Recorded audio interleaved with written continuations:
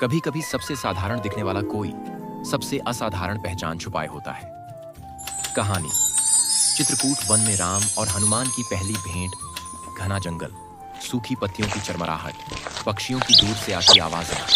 राम और लक्ष्मण सीता की खोज में दिन रात भटकते हुए अब चित्रकूट की ओर बढ़ रहे थे। दंडकारण्य से निकलते ही सामने एक फूलों और लताओं से सजा सुंदर शांत वन भाग मिला।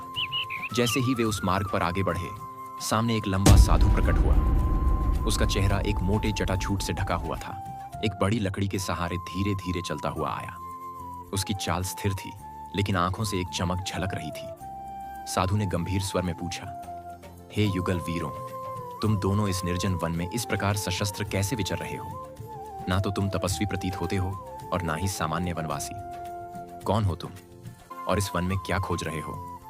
राम ने मंद मुस्कान के साथ उत्तर दिया, हम महाराज सुग्रीव की खोज में हैं। उनसे एक अत्यंत महत्वपूर्ण कार्य है। आशा है कि वो हमारी सहायता करेंगे।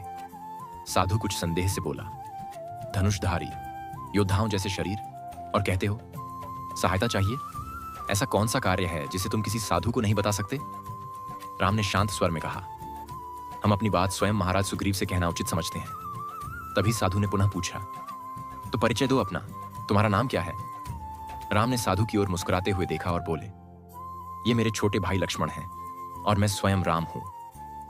इतना सुनते ही साधु के शरीर में एक विचित्र कंपन दौड़ गया। उसने झटपट अपना रूप बदला और उसके स्थान पर प्रकट हुए पवन पुत्र हनुमान ने भाव विभोर होकर राम के चरणों में गिरते हुए कहा, प्रभु, मुझे क्षमा करें।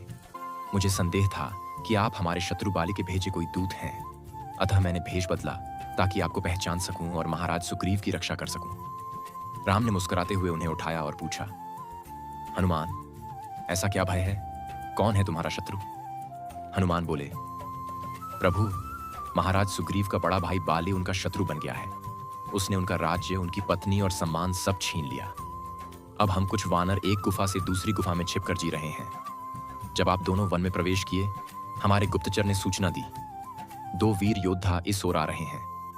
हमें शंका हुई कि शायद बाली ने भेजा है, अतः मैंने साधु का रूप धारण किया।